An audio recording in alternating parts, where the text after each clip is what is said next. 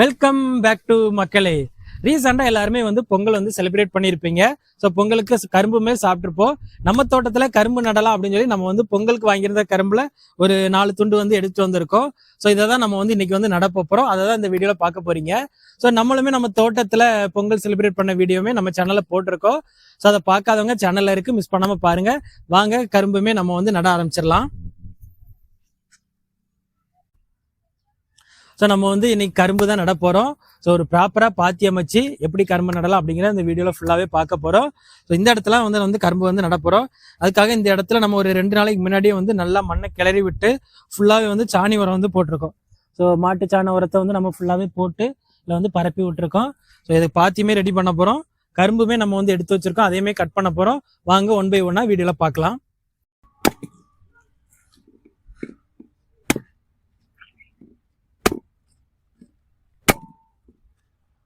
So நம்ம இப்போ வெட்டியிருக்க கரும்புல இந்த 2 முழி வர்ற மாதிரி வெட்டியிருக்கோம். ஏன் அப்படின்னா, சப்போஸ் ஒரு முழி நமக்கு வளரல அப்படின்னா இன்னொரு முழியிலேருந்து வளர்ந்துடும். ஸோ இதே மாதிரி தான் நம்மகிட்ட இருக்கிற எல்லா கரும்புமே வெட்டி எடுக்க போகிறோம். ஸோ வாங்க பார்த்துடலாம்.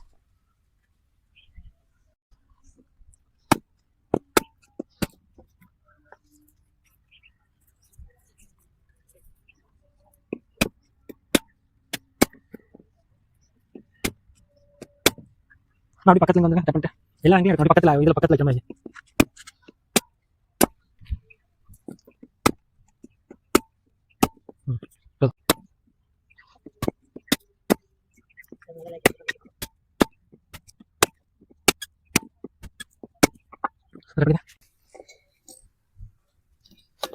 ஸோ நம்ம கரும்பு எல்லாமே துண்டு துண்டா வெட்டி வச்சிட்டோம். ஸோ நம்ம மண்ணையுமே ரெடி பண்ணி நட ஆரம்பிச்சிடலாம்.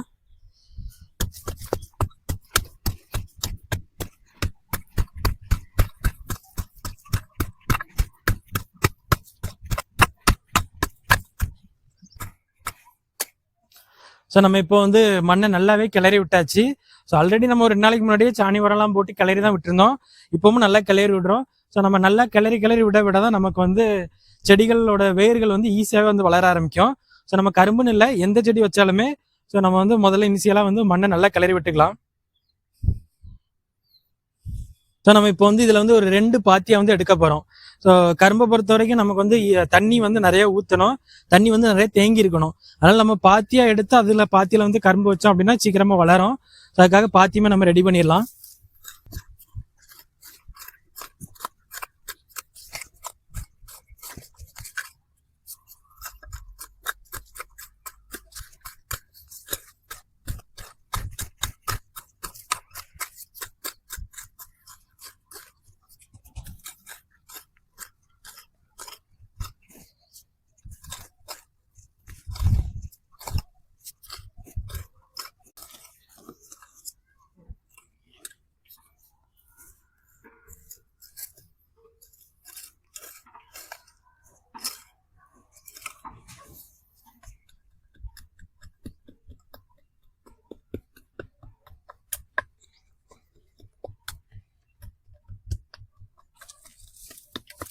ஸோ நம்ம இப்படி மண்ணை நல்லா அமுக்கி விடுறதுனால நமக்கு தண்ணி ரெகுலராக ஊற்ற அந்த மண் கொஞ்சம் ஈஸியாக சரியாது. நமக்கு பாத்தி அடிக்கடி எடுக்க வேண்டியதில்லை. நான் இருந்தாலுமே நம்ம தண்ணி ஊற்ற அப்பப்போ வாரத்துக்கு ஒருக்கா 2 வாரத்துக்கு ஒருக்கா அந்த பாத்தியில் உள்ள கீழே போகிற மண் எல்லாத்தையுமே நமக்கு குமிச்சு வச்சாதான் வேர்கள் வெளியே தெரியாது.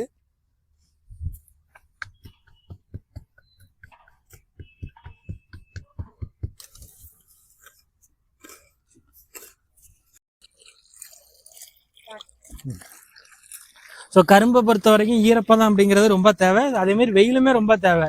ஸோ அதனால தான் நம்ம ஈரப்பதத்துக்காக தண்ணி முதல்ல கொஞ்சம் நல்லா ஊற்றிக்கலாம் அப்படிங்கிறனால 2 பாத்திலையுமே தண்ணி போட்டு விட்டாச்சு.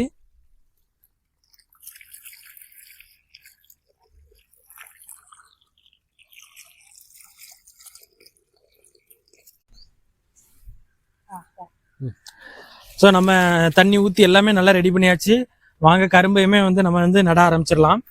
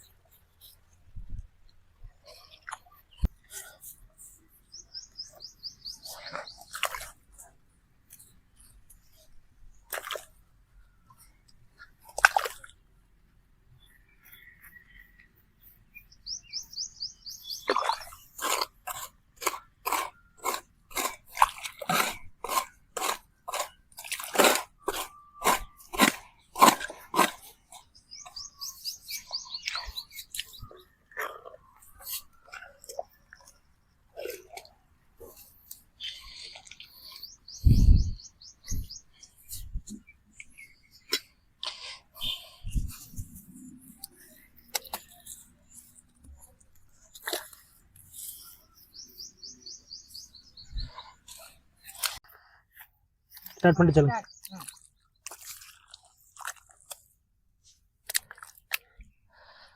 ஸோ நம்மளுடைய வேலையுமே முடிச்சிட்டோம், கரும்புமே ஒரு ப்ராப்பராக நட்டியிருக்கோம்னு நினைக்கிறேன்.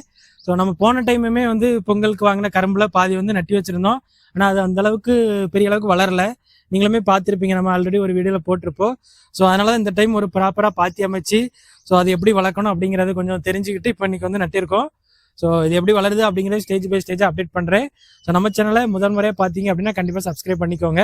ஸோ இது எப்படி வளருது அப்படிங்கிறத நான் வந்து கண்டிப்பாக அப்டேட் பண்ணுறேன். ஸோ மீண்டும் அடுத்த ஒரு வீடியோவில் சந்திப்போம்.